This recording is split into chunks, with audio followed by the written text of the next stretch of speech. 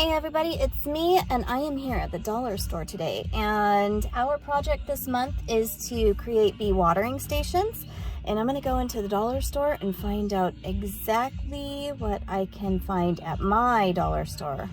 Remember, we all have different dollar stores, so you might have even more goodness in yours.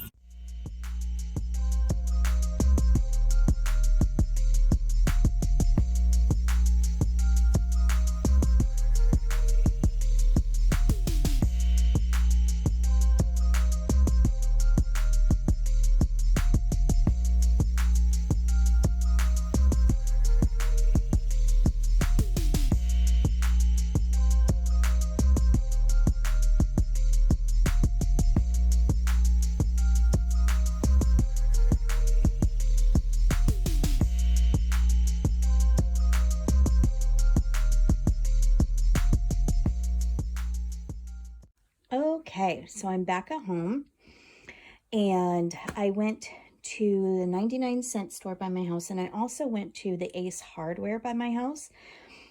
At Ace Hardware, I got the terracotta 10-inch plates that normally go under the pot. And then I got, I think they're like 4-inch in diameter pots, terracotta pots to put under the plates. I think that's what I'm going to use. I'm going to make two of them, one for my front yard, one for my backyard.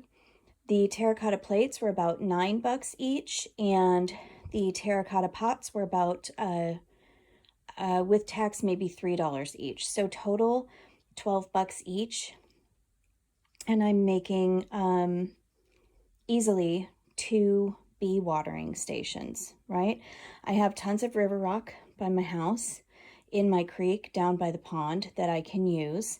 But when I was at the 99-cent store, I got these because the last time I tried to use a terracotta plate, it seemed as though the water kept seeping through, and or evaporating, one of the two. So I got those plastic liners to put inside the plates to keep the water in there as much as I possibly could.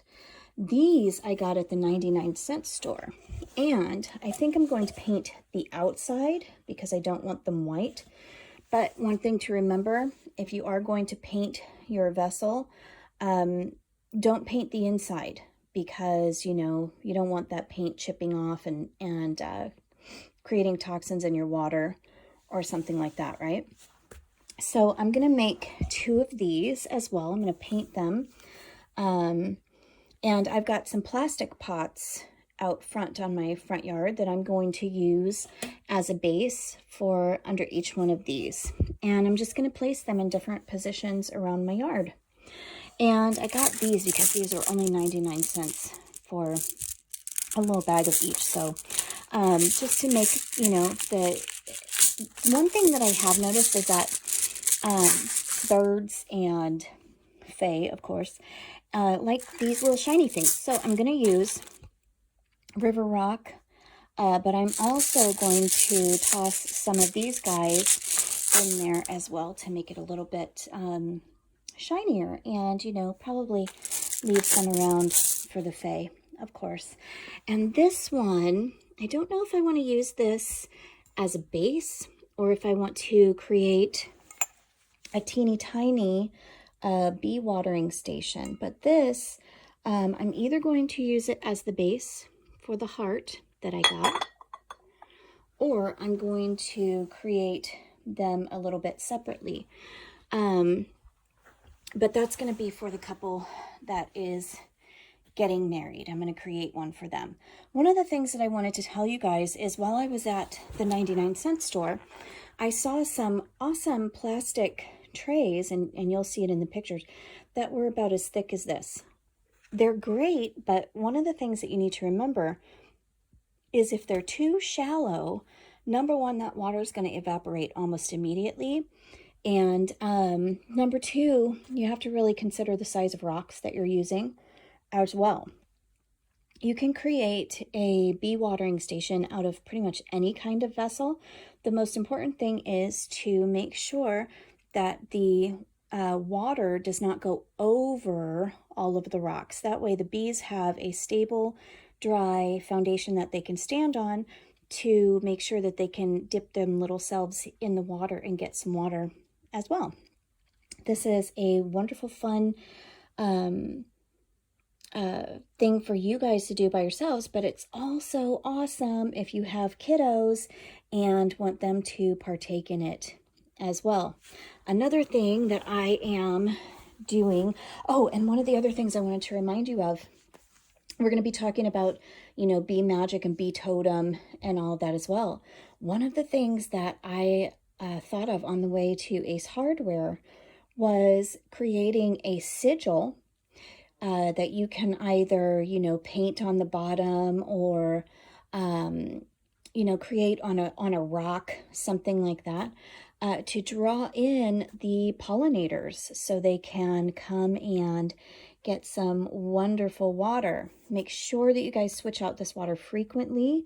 Make sure that it's not evaporating. That way the bees don't try and climb inside the rocks and get stuck in the rocks. Also, changing it out frequently, especially if you have it in the sun, assures that mold will not build up in there as well.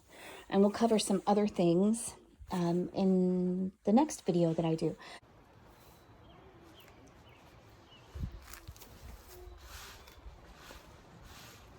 Hello everybody. As you can see here, I have all my supplies ready to go. These were those white bowls that we painted with metallic spray paint. So now they look amazing and they're ready to go. And what I'm going to do with those is, these are a couple plant pots that I found around my house.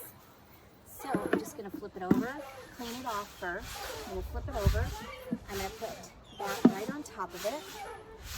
I'm going to hot glue it on there. And then I'm going to fill it and place it somewhere around my yard. But this nice fat base is really good because it's going to give it that balance that it's going to need. Of course, you can use something smaller, of course, but I'm going to use the big one, okay? And also, let's see. So these bowls, like I said, I got at the 99-cent store for 99 cents. And then I went over to Ace Hardware and I got a couple terracotta pots. And these were about $3 each. And I'm going to use the terracotta platters on top of them. The one thing I will tell you is that the water seeps through with terracotta. So, I mean, those are cute little bitty ones. So what I got also were these plastic underpot liners. And I'm just going to keep that right in there. And that's what is going to sit in there as the watering station. And so I'm going to, now with the terracotta, I forgot to tell you, with the terracotta, you don't necessarily have to glue it on if you don't want to. If you do want to, of course, that's your choice, but it's pretty heavy in itself. And because it's a smaller base, what you could do if you wanted to was bury a little bit of it under the ground, especially if you're putting it in your garden. Like I'm going to put probably one of these right there in my garden. So I'm going to bury it just a little bit underground to make sure that it's number one level and number two that it doesn't fly out with the wind. And one of these bigger ones I'm going to put in my front garden. So I'm probably going to bury this a little bit in the ground as well. And also you don't have to use such a big base, but this is what I had around my house. So this is what I'm using.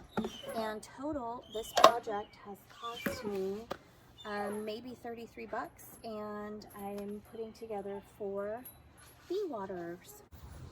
Okay, so I have dug my hole for my terracotta pot. I have made sure that it's nice and even. I cleaned out one of the trays and put my little plate in there, and now I am just going to go ahead and get my rocks ready, but I'm going to show you what that looks like. And remember, if you have one big enough, you can also make a little bird bath out of it too. You know, one half for the bees and the other half for the birds, right? So now the only thing that I have done is I have positioned the rocks to where the bees can come and sit. And remember, this water will evaporate, so make sure that you're checking on it every day. I have put water in it, but not too high. I'm going to add some more little rocks right there to make sure that the little bees can get to it. There you go. So when you put your water in, make sure the water is not too high. That way the bees can sit on it. And also remember, this isn't just for bees. It's for dragonflies. It's for butterflies. It's for birds if they want to come and sit.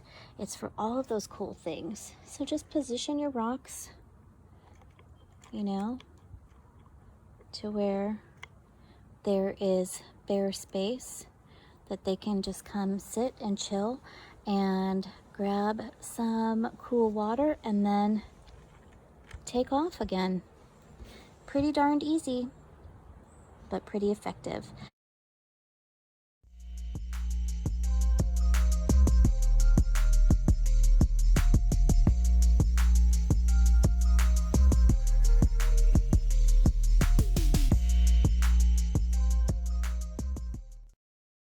So, I am a Virgo, and aesthetics are super important to me, and having that big ass pot underneath my beautiful 99-cent gorgeous bowl was not gonna be good for me.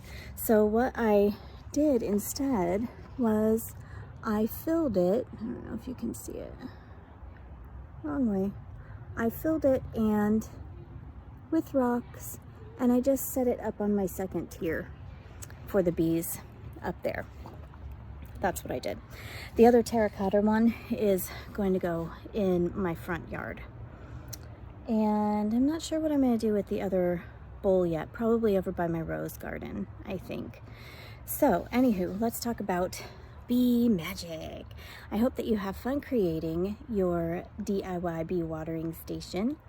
And remember, it's not just for the bees, it's for the dragonflies, it's for the butterflies. It's for the birds if they want to come and hang out. One of the things that I did do was I made sure to get rock from my garden, so that way I knew that there's no pesticides on it. So if you're collecting rock from like the street or something like that, or even in the creek from your backyard, just make sure that you wash it off. And that way you know that there is no pesticides attached to it that are going to seep into the water. Another thing with the 99-cent gorgeous bowls that I created, I used indoor and outdoor spray paint. It's Rust-Oleum, which means that with that water, it's not going to chip off. And when it starts chipping, I'll either repaint or I'll just go and spend another 99 cents. But just make sure that you use outdoor paint if you're going to paint anything. That way, you know, those little chips of paint aren't getting in the water and dissolving in the water as well.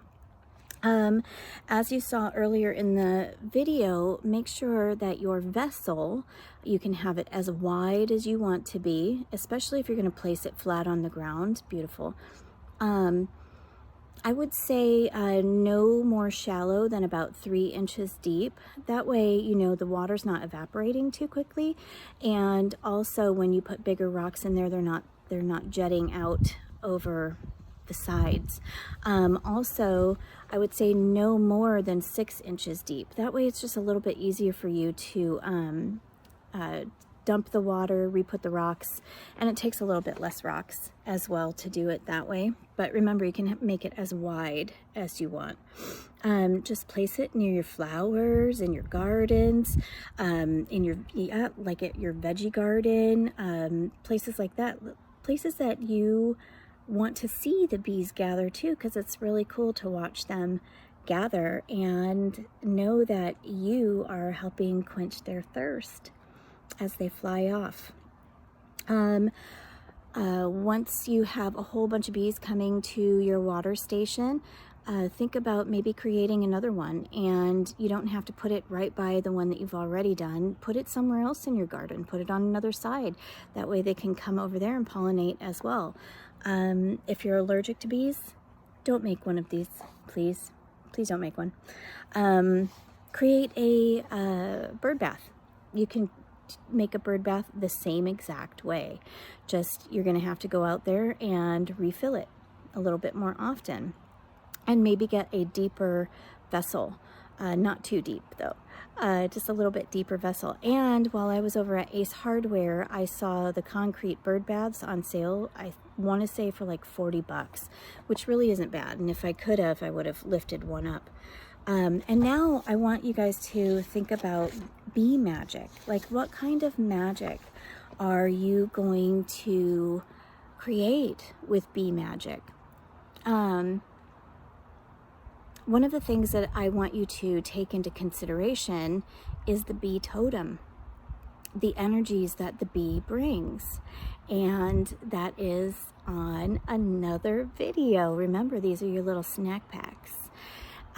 So you're gonna check into the energies that the bee brings, write about them in your Book of Shadows, write about, you know, creating the watering station in your Book of Shadows, put a picture of your watering station in your Book of Shadows. So many different ways that you can create that beautiful animal totem, bee magic, bee message page, whatever you want to call it, for real. One of the ways that I am going to bring the bees to my watering station is I'm just going to do a little invitation via sigil, you know, just over the area. If you want, you can paint it on the bottom of the bowl or the tray or something like that, you know, and that is going to bring those bees and those birds and butterflies and dragonflies to that watering area. Another thing that you can do is charge some moon water. You know, earth and air moon water would be amazing. Bringing those flying animals into that beautiful earthly vessel to grab some water. Charge that moon water and put it right in there. Another thing that you might want to do, especially, well, I mean, it's always nice to do this, but in every garden, flowery area that you have, leave something beautiful and shiny for the fae, even if it's just those little glass rocks that I picked up at the 99-cent store as well. You know, you can leave them around the bowl. You can even hot glue them onto and into the vessel if you would like to do that as well, and paint it, decorate it, however you want to create it. Just get really creative, and it can be as non-creative as you want it to be. I mean, the intention is to water the bees and give them a place to quench their thirst. All those beautiful flying animals. You're going to be entering this beautiful information into your Book of Shadows.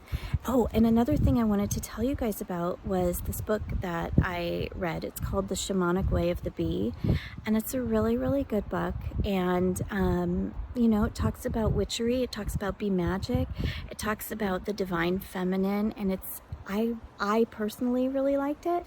So if you want, check it out for sure.